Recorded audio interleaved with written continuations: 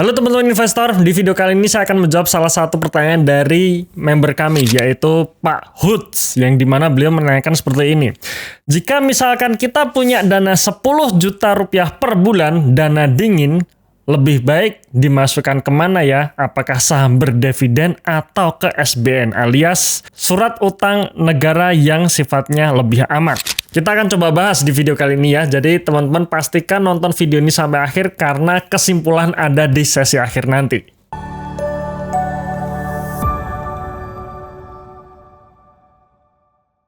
Oke, sebelum saya membahas lebih lanjut, pastikan teman-teman sudah subscribe channel ini. Dan silahkan teman-teman untuk download ebook watchlist kami. Karena kami sudah merilis ebook yang berisi banyak hal yang bisa membantu perjalanan investasi kalian semua. Mengenai mindset investasi yang benar. Dan juga ada 3 contoh saham under value. Ebook tersebut free, bisa kalian dapatkan. Tinggal download saja melalui link di bawah ini ya.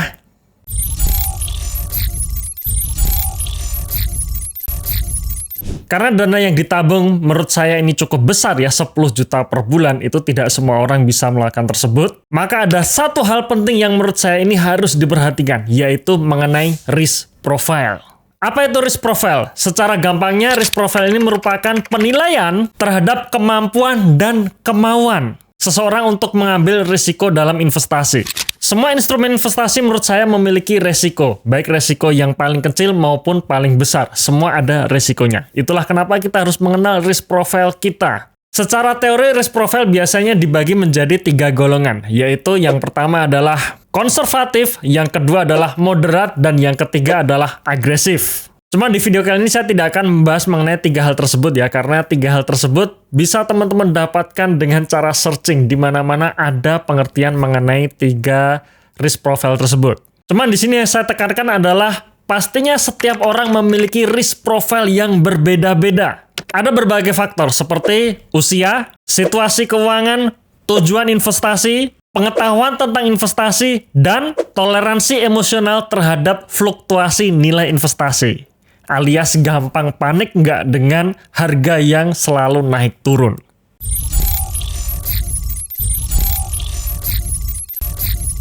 Menurut saya ada 5 faktor yang harus diperhatikan ketika kita mau mengenali risk profile kita. Faktor yang pertama adalah faktor usia. Faktor usia ini seringkali dikaitkan dengan jangka waktu investasi dan kebutuhan likuiditas. Contohnya seperti ini, bagi mereka-mereka yang masih berusia muda, katakanlah 20-30 tahun, mereka bisa memiliki jangka waktu investasi yang sangat panjang, sehingga cenderung mampu untuk menanggung risiko yang lebih tinggi. Kenapa bisa menanggung risiko yang lebih tinggi? Karena katakanlah misalkan mereka kolaps misalkan, mereka masih punya banyak waktu untuk pulih. Dan biasanya untuk anak-anak muda seperti ini ya biasanya risk profile-nya adalah agresif. Kemudian yang kedua mengenai situasi keuangan. Maksudnya apa? Adalah berapa besar gaji kita dan berapa besar dana yang bisa kita sisihkan setiap bulan untuk ditabung. Keuangan yang stabil dan kuat memungkinkan seseorang untuk bisa mengambil risiko yang lebih tinggi. Ya misalkan tadi ya pertanyaan dari Bapak Huds tadi di mana beliau bisa nabung 10 juta per bulan. Ya menurut saya itu sangat kuat dan stabil ya. Sebaliknya, mereka yang berada pada situasi keuangan yang cukup rentan atau tidak pasti, menurut saya ya cenderung lebih berhati-hati. Lebih baik memilih instrumen yang lebih aman dan lebih stabil untuk melindungi modal mereka dari kerugian. Faktor yang ketiga adalah tujuan investasi. Maksudnya apa? Apakah tujuan investasi kita untuk jangka pendek atau jangka panjang? Dalam artian, apakah ada hal-hal yang harus kita bayarkan pada jangka pendek atau tidak? Nah, ini juga terkait dengan tanggung jawab maupun kewajiban kita ya. Misalkan saya seorang bapak rumah tangga yang sudah memiliki 2 orang anak, di mana 2 orang anak ini sekolah semua. Setiap bulan harus bayar SPP, setiap tahun harus membayar biaya kenaikan kelas, bahkan setiap beberapa tahun harus melakukan pengeluaran ekstra untuk memenuhi kebutuhan sehari-hari. Nah, tentu saja ini juga akan berbeda dengan mereka yang mungkin masih single, tidak punya tanggungan, maka mereka bisa memilih instrumen investasi yang lebih berisiko. Lalu faktor yang keempat yaitu mengenai pengetahuan dan pengalaman investasi. Semakin besar pengetahuan yang dimiliki dan semakin lama juga pengalaman mereka berinvestasi, biasanya mereka akan mau atau mampu untuk mengambil risiko yang lebih tinggi. Karena mereka lebih mampu menilai, memahami, dan mengelola risiko tersebut. Contohnya misalkan saya pribadi ya, di mana saya sudah berpengalaman di dalam investasi saham ini sejak tahun 2011. Sudah melewati 2 kali market crash dan beberapa kali market koreksi. Artinya saya sudah pede, tidak gampang panik, sehingga saya berani untuk mengalokasikan ke instrumen yang lebih berisiko lebih banyak dibandingkan instrumen yang lebih stabil. Karena saya menilai bahwa instrumen investasi yang berisiko tersebut mampu memberikan yield yang lebih baik dibandingkan instrumen yang tingkat risikonya lebih rendah.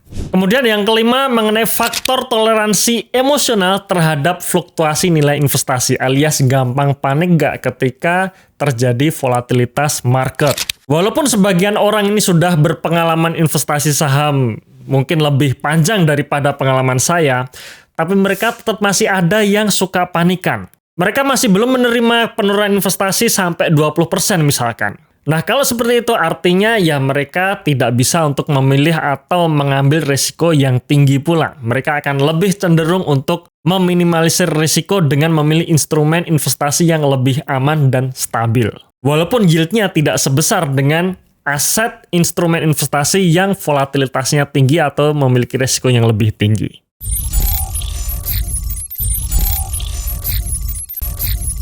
Oke, itu tadi 5 faktor yang menurut saya perlu diperhatikan ketika kita mau nabung, terutama untuk dalam jumlah yang besar ya, dan kita masih bingung kira-kira mau beli saham atau lebih baik ke obligasi yang lebih aman dan stabil.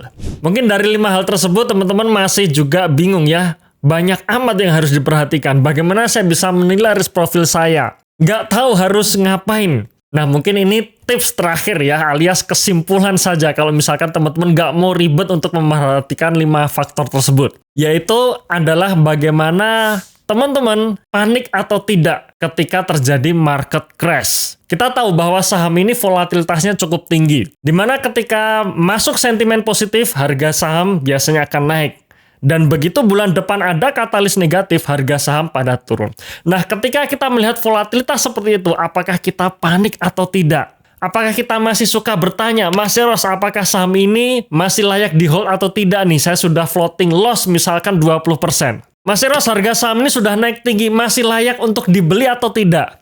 Nah, jika kalian masih punya pertanyaan seperti itu, sudah dipastikan bahwa kalian masih pemula. Dan kalau kalian masih pemula, tipsnya adalah jangan banyak-banyak dulu di saham. Maksimal 40% di saham dan 60% belikan instrumen yang lebih aman dan stabil. Ya, sekali lagi maksimal 40% ya, lebih kecil lebih baik. Kalau misalkan kalian masih seorang pemula. Boleh ditambah alokasinya ketika teman-teman sudah tidak mudah panik lagi. Sudah mengerti cara analisa, sudah pede dengan analisa pribadinya, dan tahu apa yang dilakukan ketika harga sahamnya turun, baru alokasi sahamnya bisa dinaikkan.